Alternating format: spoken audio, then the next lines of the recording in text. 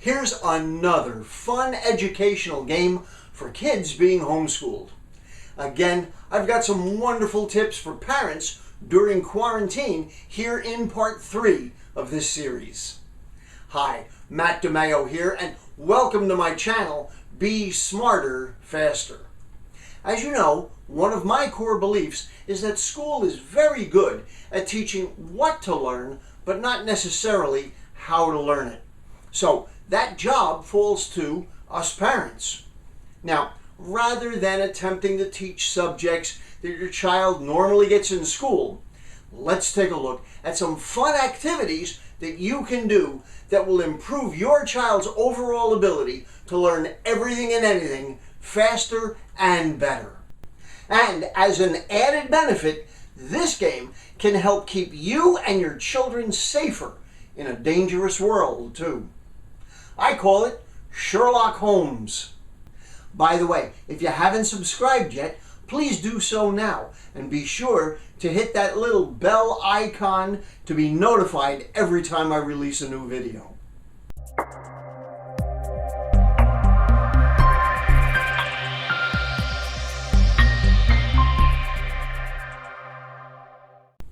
Okay, here's another game that you and your child can enjoy at home or during those times when you're out and you have to wait on something, like maybe a doctor's appointment or getting a haircut. Sometimes people have to wait for a bus or a train, or you're stuck at the airport waiting for your flight. This game will not only eliminate the boredom, but will help develop a superpower in your child. In fact, this is one of the most important traits a person can possess, and that is the power of awareness. It's not only one of the most important skills to have as a student, but it's critical as you grow up as a scientist, or for law enforcement, or for just keeping yourself safe in these crazy times. As I mentioned in the previous video, this is something that seems to be less and less common as people seem to be walking around with their noses buried in their cell phones or in their tablets.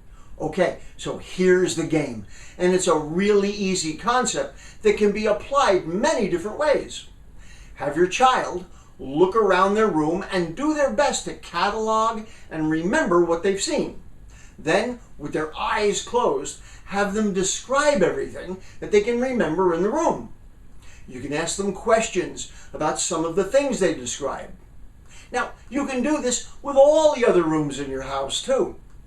Have them focus on particular parts of the room and then ask them, okay, tell me about the floor, tell me about the ceiling. And like I said, when you're out and you have to sit and wait somewhere, like at the doctor's office or getting your haircut or whatever, you can have them do the exact same thing. With smaller children, do simpler things, like describe their beds or a favorite toy. Have them go into as much detail as possible. Ask questions about the item to prompt them and have them describe specific things about it. For example, tell me about the feet on your bed. Tell me about your blanket. If you get stuck waiting at a bus stop or for a train, or you're at an airport waiting for your flight, have them observe the room and all the people that are around them. Then close their eyes while you ask specific questions about the things that they mention. Okay, tell me about the clock on the wall. Okay, the lady you mentioned with the red hair, tell me, what color are her shoes? As you can imagine, playing a game like this will not only pass the time and keep them happily occupied, but you're building in them a very powerful skill. Now, I first got the idea for this game when I attended a seminar. The speaker was talking about how most people can look at something hundreds or thousands of times and never really see it. And as an example, he asked how many people in the audience were wearing a wristwatch. Now, this was years ago, and almost everybody was wearing one. He said, without looking at the face of your watch, write down what kind of numbers are on the face. Are they Roman numerals? Are they just dots? Or are they traditional numbers? It was shocking that so many people couldn't accurately recall, me included. So just be more observant in your daily life. As a baby, when she was just learning to walk, my daughter used to be fascinated with going up and down stairs. So I'd have her count the steps as she went up and down. In fact, it's something that I still do when I go up and down the stairs. I count them. I got the idea way back in junior high school from reading about it in a Sherlock Holmes book. It was something he did. In my next video, you're going to discover a game that's not only a lot of fun and will powerfully enhance your child's ability to learn everything faster, but it's something you can play with the whole family or a group of kids. If you found this video to be helpful, please be sure to give it a like by clicking the thumbs up symbol and help spread the word to others that you think will like it.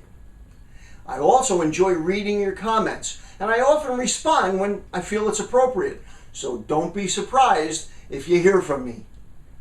As always, this is Matt DeMayo, reminding you that everything I teach does take a little bit of work and effort, but I promise you it's worth it. Always remember that the fastest way to get to the top is to get off your bottom. Thanks for joining me on this video, and I will look forward to seeing you on the next one.